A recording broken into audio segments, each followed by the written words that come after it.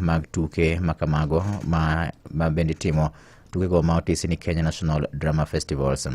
Obila onyo oluoro nyamburko mar seneta machon mar kaunti ma Kakamega Cleophas Malala ma bende en jal ma iwacho ni ondiko tugono ma en bang' bedo ne ywaruok oseneno e kinde gi sirikal. Wacho bende nyomiyo apisa mag obila nyokwor kendo nyochuno mondo mi giti gi iro malungo wang' e keyo ji manyoni kanyo kaachiel kod jofwambo manyoni kanyo bende moko kuomgi nyoyudo hinyruok maricho mokalo. Ka opogore gi mano, Nyakwar Mogi ni sirikal kanyakla gi sekta mar ji giwegi ojiwo mondo mi koro med ting'o malo chenro mag thieth mag wang' ahinya to e sikunde ka bende nonro yango ni kwan atamalo maromo 18 mag jopuonjre gi atamalo 2 mag jopuonj kaunti ma Nairobi nigi chandruok mag tuoche mag wang'. Jolony e weche mag wang' bang' ka gistimo nonro mag e sikunde bura manie kar dak ma Umoja, Kibra kod Mathare koro ne gifwenyo ni onge mar pim ma itimo ne wang', omiyo thoth jopuonjre koro bedo gi chandruoge ma kamago kapod gini piny. Up there with those. Research has shown that glasses have a greater impact on education than both nutrition and deworming combined. And so this is not an issue that should be ignored. It is one that should be acknowledged and input into every classroom in the country. And that is what we are doing here today, is starting that conversation. We're bringing eye care screening to the schools around Nairobi, and through Dot Glasses' other activities, we're bringing eye care services right to where people live. And so training of school nurses. Giko weche manyien machuok Nyakwar Mogi watudre ka oromo saa 3 ne weche manyien ka gibro bedo mago motuche kor gwenge. Nyinga Vincent Otieno. Mago ne weche manyien e yo machuok e Radio Ramogi. Idwa ya ohandi. Hello. Koro nika mar konyi. Yudo hola yot mana kawacho ni hello. Download app mar Koro kawuono e Google Play. Koro, sema hello kwa mikopo rahisi. Kuwa rubani. Fly the skies ukinonesha wallet. Play the aviator on patapata.com and win big in seconds. Not for persons under the age of 18. Authorized and regulated by BCLB license number 447. Machiegni era Ramogi Baraza. Ramogi Baraza. Kumtwak mageri e yor siasa, ngima, pur, aluora kod weche mapiny orugo. Ramogi Baraza. Baraza gi VOJ.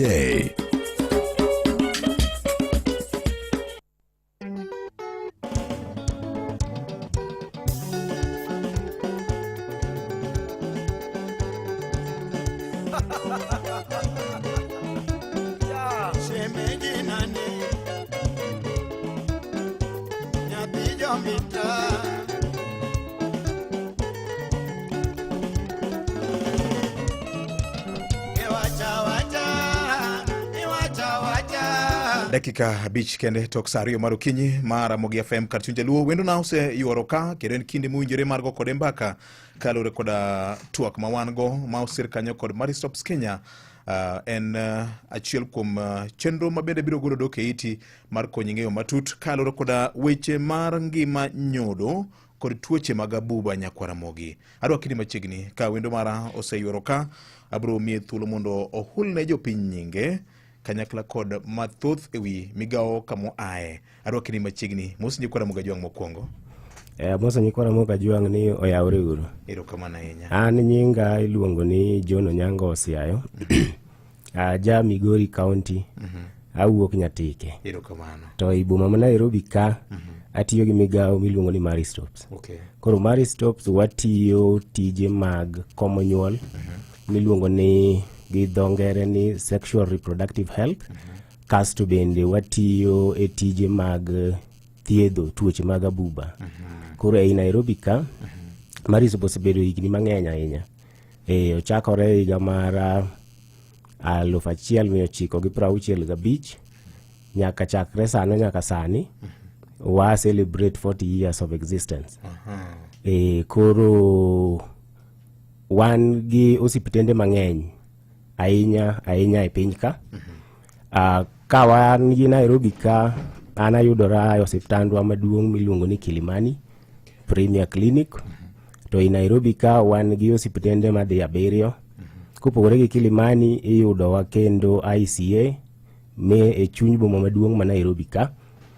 tichake yudowa kendo kumiluongo ni Pangani, kanyo be wan gi clinic.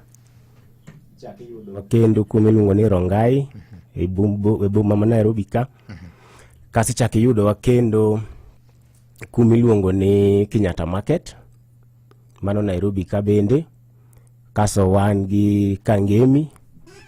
Kopogore gi Nairobi, e bombe ma oko be wayudore Mombasa, wachak wayudore Kisumu, wayudore Eldoret, kasto wayudore Nakuru.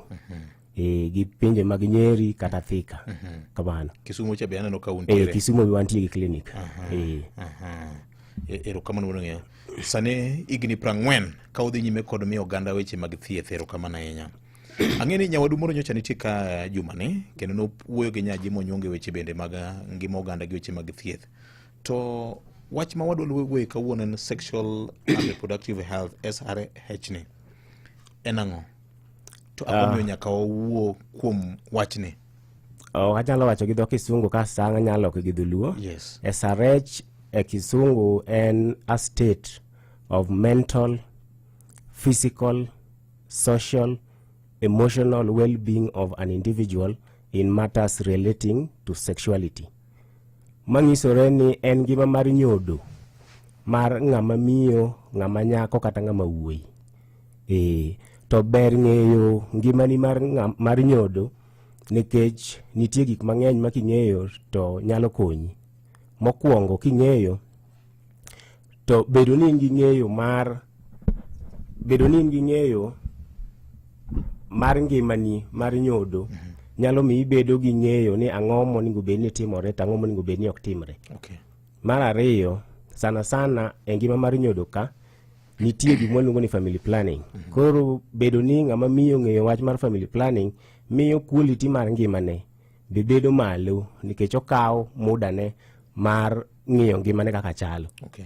Kasto mar adek anyalo wacho ni ng'eyo ngimani mar nyodo kata weche mag tuoche mag abuba miyo ibedo odwoko tho manyalo biro mwaluongo ni mortality rate dok piny kata bed mar ng'ama miyo kata bed mar nyithindo. Koro mane momiyo ber ng'eyo ngimani. Okay. En kinde mane ma ng'ato ber ka puonjore wechegi? VOJ wechegi to ng'ato ka ng'ato nyalo bedo ni puonjore luore chakre middle childhood. Gimoro chakre higni 8 ka wadhi mbele. Nikech ng'eni sani be wan gi CBC. Koro king'iyo CBC mar curriculum, SRH nitie as a topic. Koro iyudo ka ber ng'eyo gi as early as possible. Chakre higa 8 kadhi mbele ber ka ng'ato ng'eyo ngimane. Koro kobed nyathi ma nyako ong'eyo ni ma iluongo nang'o e denda ka. Kobed nyathi ma wuoyi ma iluongo nang'o e denda ka. Koro bedo ni ong'eyo mago nyalo miyo gik moko machalo kaka gender based violence, obed sexual gender based violence nyalo dok piny nikech nyathi ong'eyo kuma onego bed ni ok onego omul gi ng'ama opogore gi en. Kamano. Ng'ama onego bed ni puonjo nyathi e gigi, janyuol koso gisomo kendgi koso ang'eni curriculum kuonde moko nitiere? It is a collective responsibility. En ting' mar ji te. En ting' mar ji te. Koro iyudo ka nyathi wan gi nyithindo e udi. Koro wabe kaka jonyuol onego bed ni wachako puonjo nyithindo e weche mag ringruok. Koro nyathi ng'eyo ni ang'o momiyo en iluongo ni nyathi ma nyako. Ang'o momiyo ma iluongo ni nyathi ma wuoyi. Opogore nade gi nyathi ma wuoyi ka onyako? Opogore nade gi nyathi ma wuoyi ka onyako. Ang'o ma en go ma ng'ama wuoyi nigo? Ang'o ma en go ma ng'ama wuoyi onge go? To kowa golo nyithindo ni oko, nyithindo waketo e lwet jopuonj. Koro jopuonj bende puonjogi gik machalo kamago. Koro momiyo wacho ni it is a collective responsibility ma ng'ata ng'ata nigi thuolo mar puonjo ng'ata ng'ata e yo mar sexual reproductive. Janyuol mawinjo koro nyaka chok chiro chak puonjo nyithindo wechegi. Janyuol nyaka bed gi nyathine piny makone ni baba ma iluongo kama, ma iluongo kama. Emomiyo kopo ni nyathi otimne gimoro marach oko kocha, obiro bedo gi thuolo mar biro ng'isi ni baba kata mama gima kama otimore nade otimore. Koro bedo gi thuolo mar koni, lakini kipandone to samoro dhi bedo matek. Iyudo ka trust nyithindo gi jomoko. Mara ni nyathi otimo gimoro kasite imanyo ne counselor, imanyo ne pastor, imanyo ne japuonj. To ito bedo gi nyathini piny otimo nade otami. Ngima mar neno malo moluongo ni menstrual health ka Ben achiel kuom gik moko ma ji okue ahinya. Kaka jomigao ukonyo nade mar chiwo ne jopiny information? Neno malo, thoth ji oluoro wuoye nikech gineno ni samoro norms gi ok oyienegi mar wuoye. Kitwa gi timbewa. Nitie weche makeke. Moko nego bed ni iwacho kuma jomoko nitie. Lakini kibiro health sector ka, to wan mago lendo mwalando. Koro ng'ato ka ng'ato nyaka bed ni ong'eyo menstrual cycle mare. Koro menstrual cycle ni ka nigi gik mang'eny VOJ. Mokwongo, mondo ng'ato wach ni en gi cycle maber, nyaka cycle neni obed between 21 days, onyalo bedo 28 days, onyalo bedo 35 days. Koro mane yudo ni samoro oneno malo e seche mowinjore. Mar ariyo, eneno malo kochakore, ok oningo kawo ndalo mathis ne ndalo 3.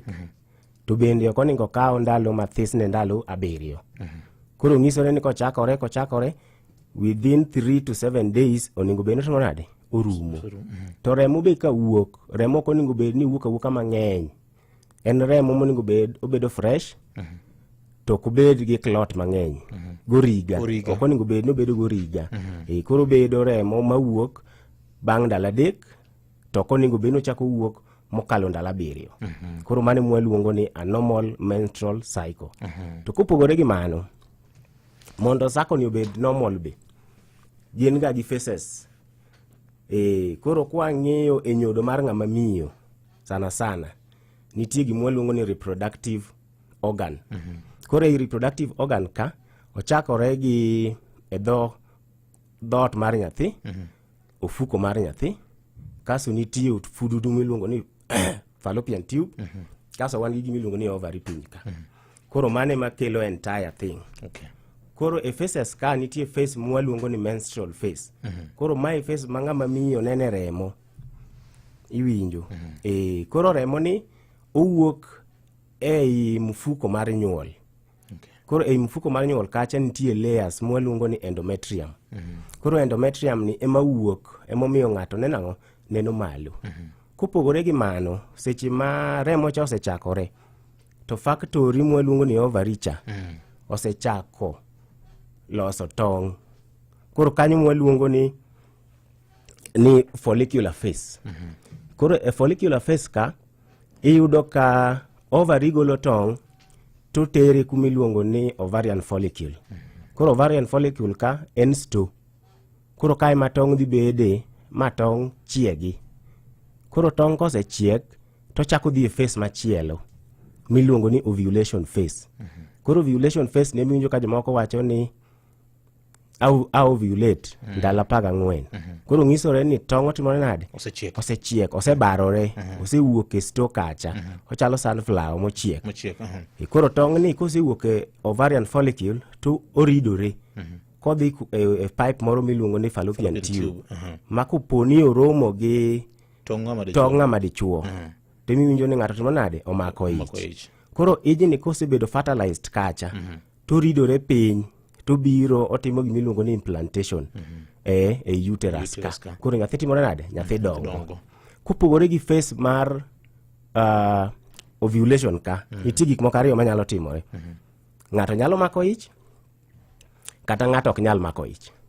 Koro sama ng'ato mako ich, to iyudo ka nitie hormone mwaluongo ni progesterone dhi malo, to kaso keto wall mar uterus cha mondo ng'ato timre nade? Mondo gima nolosore cha obi odoge.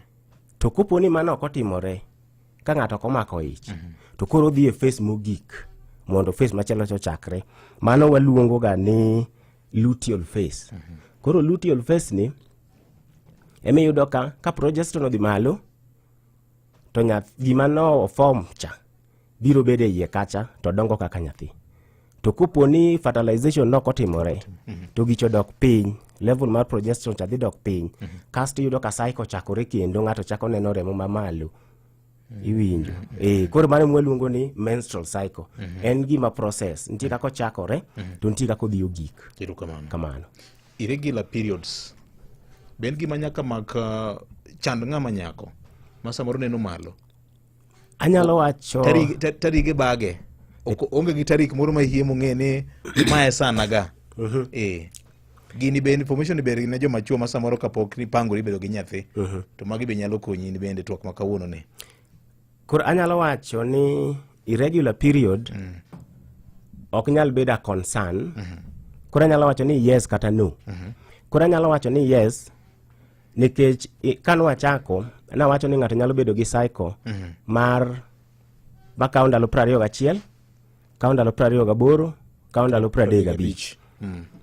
To gigi nyalo shift. Inyalo wae 21 tidhi 28. Mano normal. Inyalo chako wae 28 tidhi 35. Mano be normal. Samoro inyalo wae 35 iduoga 21. Mano be normal. Koro kopo ni mari timore within that time frame mar 21 to 35, mano kik ng'ato bed gi wasiwasi. Mar ariyo, kopo ni ng'ato tiyo gi tije mag komo nyuol, mwaluongo ni family planning, sana sana mani gi hormones, samoro period nyalo bedo irregular, mano normal. Samoro ng'ato nigi mental instability, dangni mar paro moro, stress ng'eny negi. Yudo ka koro cycle cha nitie kako dhi bedo interfered with, ma kopo ni period ni onego bed tarik 1, onyalo biro kopok tarik 1 ochopo, onyalo biro bang' ka tarik 1 osekalo, to biro. Teka ni obiro within 21 to 35. Kaso be nitie tuoche moko kata yedhe moko ma affect cycles, ma kopo ni ng'ato tiyogo, to samoro nyalo miyo period ne bedo irregular. Kaka mage? Nitie kaka family planning, wachako kamano. Nitie yedhe moko mag dermatological, mag pien del, nyalo affect period. Nitie yedhe machalo kaka mag cancer, nyalo affect period. Jofuong ndawa gi jomadh kong'o, mano ok timre.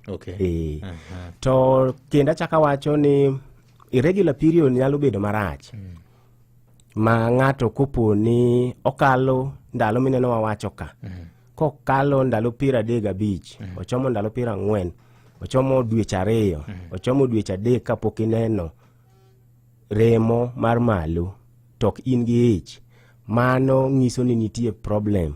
Koro nyaka idhi ne daktari mondo wang'i ni tang'o momiyo in ok ibedi e kategori mar 21 to 35.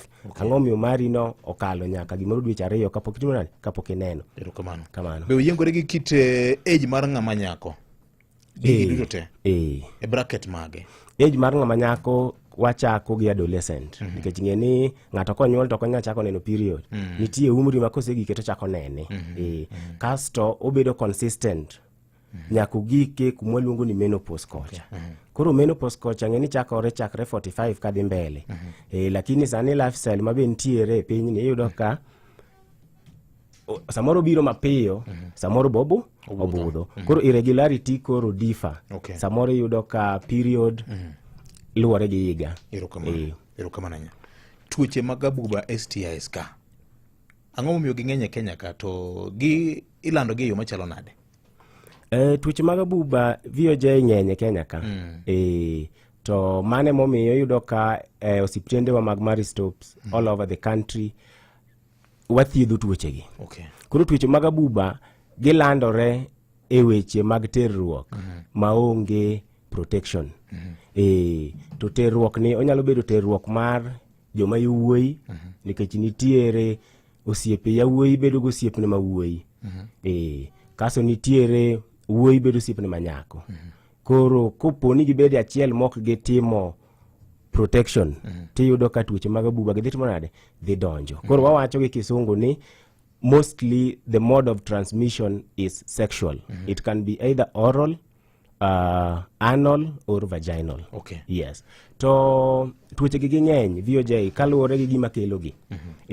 Samoro wanyalo wacho ni ikelo gi bacteria. Koro tuoche mag abuba mikelo gi bacteria gin adek.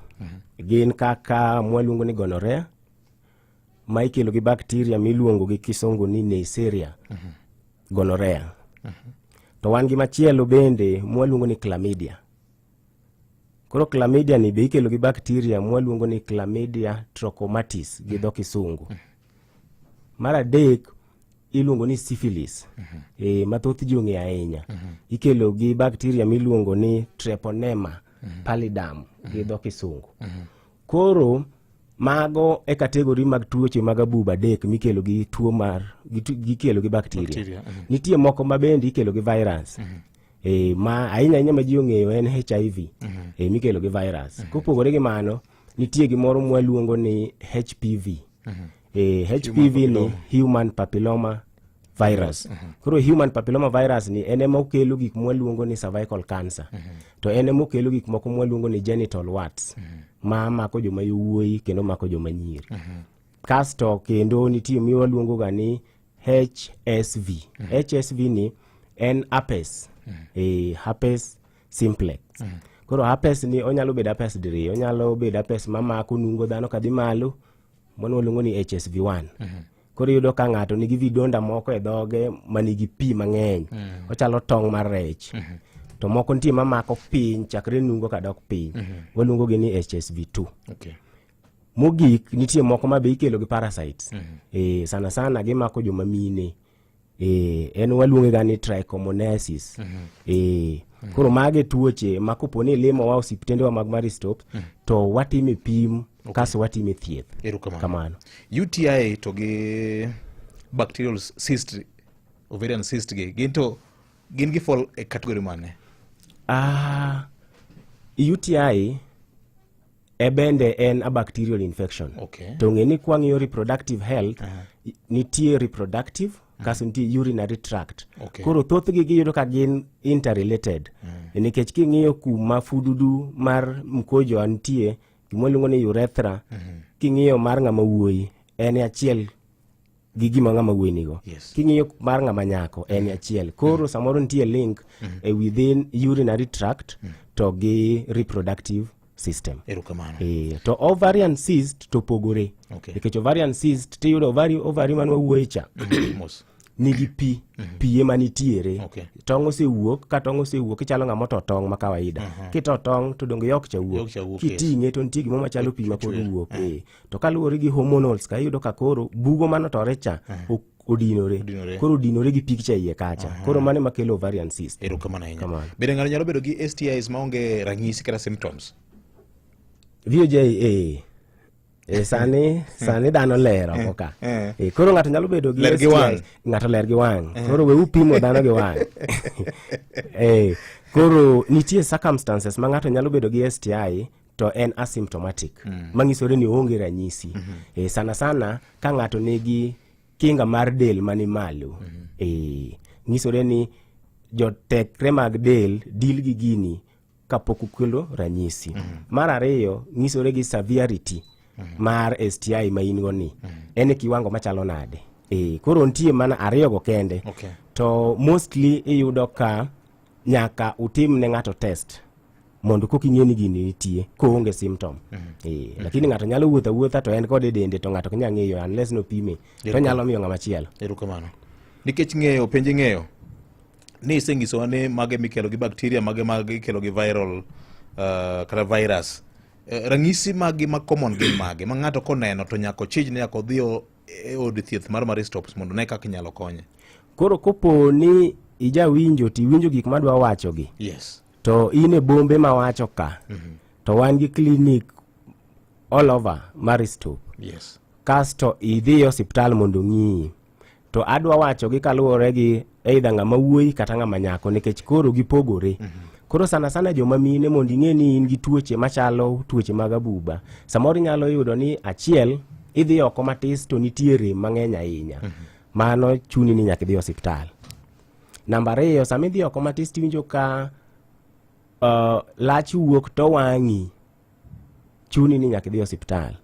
Ka nitiere gima luongo ni vaginal discharge. Koro discharge ni ok onego bed ni odung'.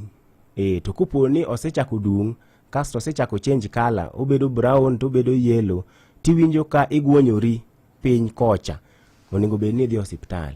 Kiwinjo ka pinyi rami ma ok konyre to ok ine malo, onego bed ni idhi osiptal. To kopo ni dendi osechako bedo gi gik mwaluongo ni vidonda, obed rashes, obed sores, kata obed e dhogi, kata obed e kari mar nyodo, onego bed ni idhi osiptal. ng'ama wuoyi to is classical. Iyudo ka en gin gi gik moko ariyo kende machando gi ahinya. Iyudo ka samolayo to samoro tutu wuok. Samoro kolayo to en mana nduru, rem nege, chuni ni nyaka idhi osiptal. Kasto piny betimo nade rame. Kasto kong'iyo duong'ne to neno ka nitie vidonda moko matimo nade mawuoke. Koka mano e dhoge gik mano wacho ni clusters ka mag sos ka be nitiere. Koka mane owuok e ng'eye opudno. Onego bed ni idhi osiptal. Kamano. Erokamano nya. Ng'ato onego bed ni bedo tested kuom thuolo maromo nade kama? Ng'ama odich gi ngimane. Ng'ama odich gi ngimane ong'e wuodhe. To ng'e wuodhe. Yes. Nitie factors ariyo. Yes. Nitie ng'at ma be wuodhe ber. Ok oriwre gi ji. Yes. Mano to nyalo timo test kaka gimoro 6 months kata 1 year. To kopo ni wuodhi ber ahinya, wuodhi rach ahinya e boma ka, mas kato kine, to onego bed ni time more frequently. More frequently nyisore ni kapok udhi romo gi ng'ato kata bang' kuseromo gi ng'ato, kapok symptoms owuok. Okay. Kamano. STS gi adhi treatable kata be inyalo thiedhgi? VOJ, STIs nitie ma treatable, to nitie moko mok thiedhre. Mag bakteria mano wacho ka thiedhore, lakini ei bakteria gi mano wacho moro mar syphilis. Yes. Syphilis nitie gi stages. Nitie primary stage, secondary stage gi tertiary. Koro kopo ni osechami mogik e tertiary ka, to thiedhe tek. Nikech koro complications ema koro wadil go. To complications gi tek. Koro gik machalo chlamydia, gik machalo gonorrhea kata syphilis ka thiedhore ndiyo, lakini dhi e advanced stage to tek ahinya. To moko mag virus ka, virus tok bed ga treated, en watimo ni gimiluongo ni support management. Okay. Koro wami mana yedhe ma suppress viral load dok piny, mondo koro kick symptoms koto manade wuogi. Kamano. Erokamano ahinya. Nitiere weche moko mag winjo gi paro moko ma oganda nego ka wadok chien matin.